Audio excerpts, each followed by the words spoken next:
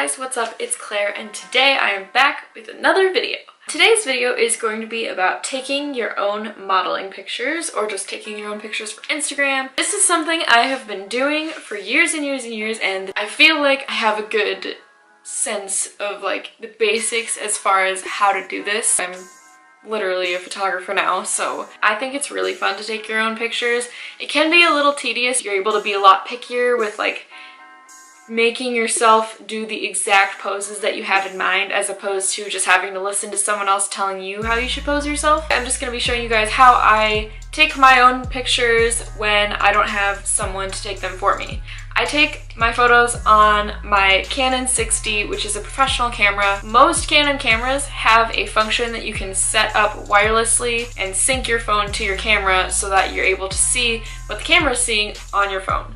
And of course this is really helpful because you can just kind of like angle yourself differently and see what the camera's seeing and take the picture by clicking the shutter on your phone instead of having to run back and forth between the camera.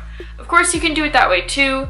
That way it's a little more difficult to get the focus accurate, at least on the cameras that I've used. You set your camera up on a tripod or stand it somewhere and then frame the shot how you think it's supposed to be focused, press the shutter, and you have like 10 seconds to run into frame and hope everything is in focus. A lot of times you will get the photos back and they will not be in focus at all, and it's really frustrating. Honestly, this was a method I had to do for the longest time before I upgraded my camera to a camera that was compatible with the new method that I use now. You can also get a remote shutter online on Amazon, which won't let you see what your camera is seeing, but you can at least press the shutter from where you're standing and it'll focus on you. The method that I use to take my pictures is using the Canon app. So I discovered that there's this app that Canon made called Camera Connect. Once you're in the app, you'll see a screen to connect your camera to your phone.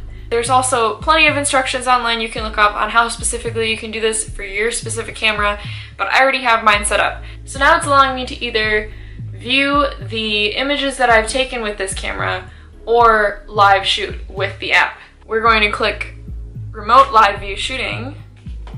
Hello. I don't have a tripod that is strong enough for this heavy camera, so I literally just precariously set my camera on like a table or something. That is literally all I do. I just go into that app and take photos. So let's go do that. One more thing that I wanted to comment about is to purchase a highlighter, because this is my best friend with all sorts of photo shoots, not just self-portraits. If you're using natural light in particular, it will pick up the highlight on your face really well. So right now I have some just like on my cheekbones, on my nose a little bit, and sometimes if I want it to be like extra eye-catching, I'll even put some on my collarbones.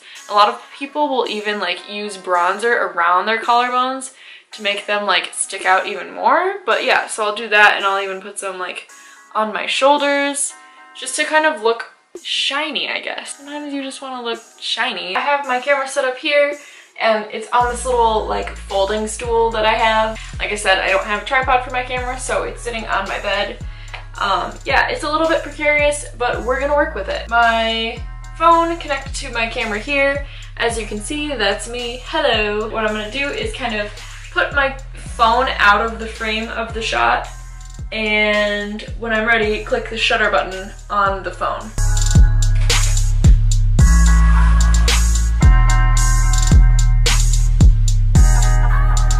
It takes a lot of like awkward propping up of my camera and like moving the lens higher and whatnot to get the picture just right. Try moving your camera higher and lower in different angles, portrait, landscape, different things like that.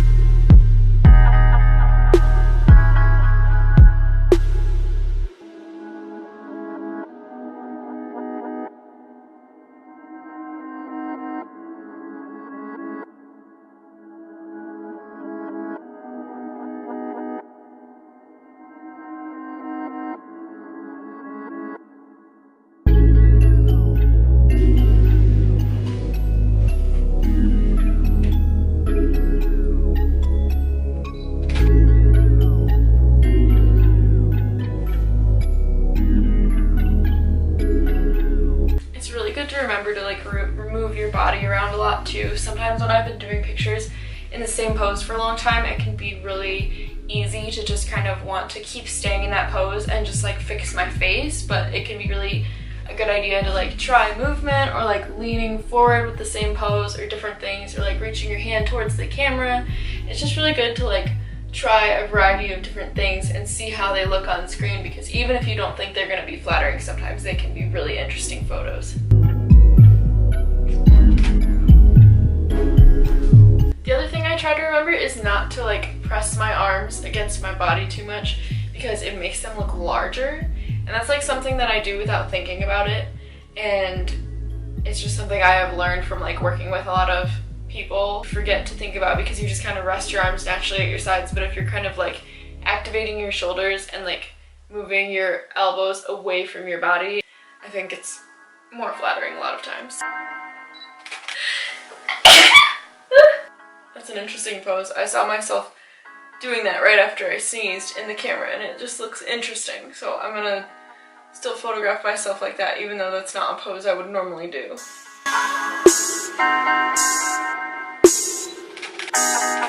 The other thing to remember is to keep your hands very delicate at all times.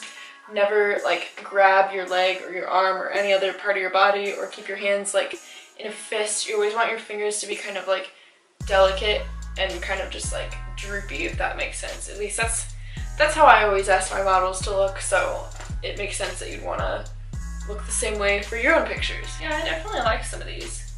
So one thing I'm keeping in mind is not to like press my arm against my body too hard, and sort of just like delicately bend my hands away from myself and not do any fists. So just kind of like relaxing my fingers. A lot of times I will press my hand gently up into like this line of my jaw, so that this finger starts at the jaw like bone corner, and then this finger ends below my chin. So that's like one of my favorite poses. People always tell you to sit up straight, but sometimes it can be really interesting to like slouch in photos, or like be moving in photos even though you think you want to have to be still. Sometimes it can just look really natural, or like you'll get a different effect than what you expected, and sometimes you like it. Half the time when I have a photo that I really think I'm gonna like in like the pose that I originally planned, I end up using another one because I just like it better and it's more creative. Well, that is how I take my more simple indoor self-portraits. I post a lot of stuff like this on my Instagram. The link to my Instagram is in the description of this video, but also I'll put my username up on the screen now. I'll have the pictures that I took today posted on there. If I don't have a photographer tagged in the picture, it's a picture that I took. A lot of pictures taken on there were using this method and using the app on my camera that I showed you guys, so I really recommend getting that app or getting a similar app if you don't use Canon. You can also do this with just a phone or a camera set on self-timer, but they're just a few tips I use when I take my own pictures. I really hope this helped you guys out, and if you have any questions, just feel free to leave them in the comments. Make sure to give this video a thumbs up and subscribe for more videos like this. I'm looking forward to filming a lot more about photography and modeling and things like that. So look forward to more videos from me, and hope to see you guys soon. Okay, bye. I was hanging with you, and then I realized I didn't think it was true. I was surprised when I found out I'd fallen for you.